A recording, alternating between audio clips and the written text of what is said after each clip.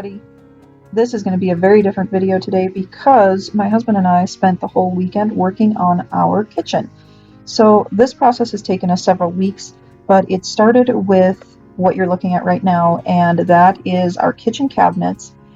And originally we just had this lower set of cabinets, and with the space that we had between the top of the cabinets and the ceiling, I thought that that would be a great place to put another row of cabinets because we have a tendency to pile things on top of our cabinets, so at least this way they'd be contained and they would stay cleaner.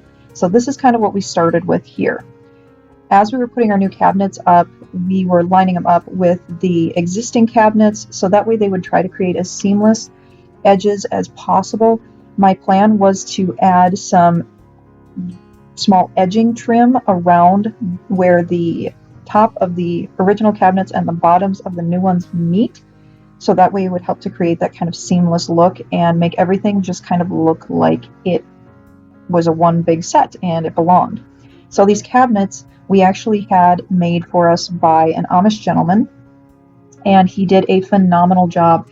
We gave him one of the old cupboard doors and he did a stain match and kind of created a really nice edging around the doors to kind of match the lower cabinets, and he just did a phenomenal job. They actually look even more similar to each other than they look in this picture. Now after we got those cabinets up, you can see right along that edge there that there is some gapping here and there, especially along that one side, and so I wanted to cover that up. I wanted to make that look as smooth and seamless as possible.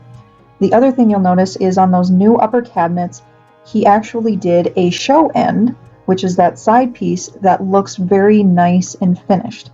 That was not how our other cabinets looked. Our other cabinets were just this, very like plywood, not really nice looking, very blah, doesn't really have a wood grain to it, doesn't match the front of the cabinets at all. So we decided we wanted to make that all just look really seamless and cohesive.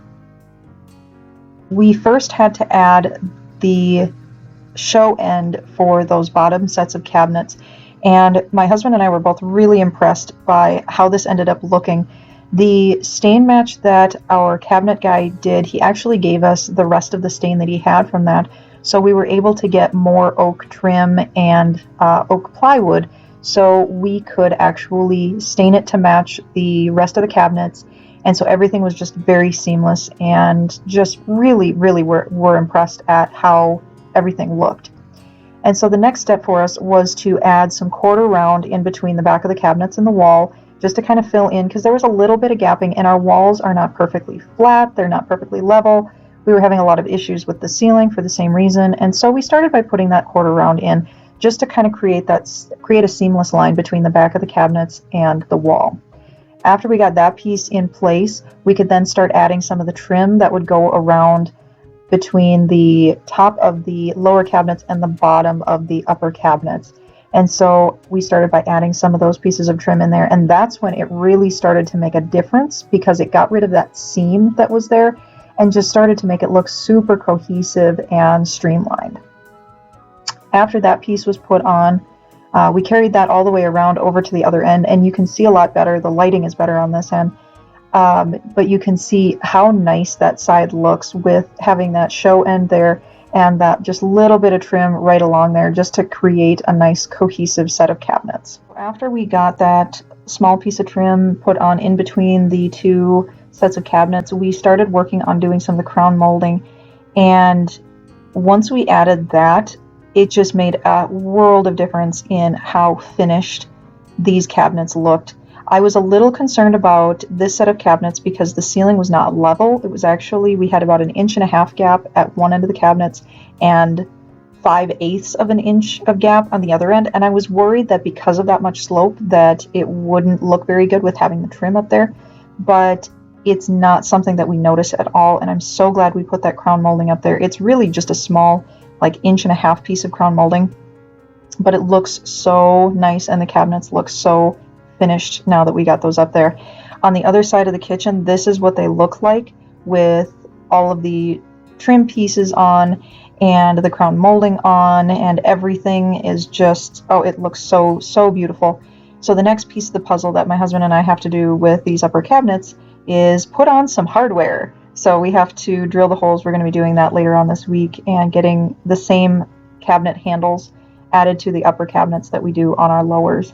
The other part of this project that I didn't really show at the beginning was adding a new toe kick to our lower cabinets. The original toe kick that they had was just a piece of white quarter round. So we have a hardwood floor, we have hardwood cabinets, and they had a white piece of quarter round there as the toe kick, and it really did not look very good. So we pulled all that up and we replaced it with this very small toe kick that is oak. We stained it the same way as the cabinets, so it just kind of blends into the cabinets.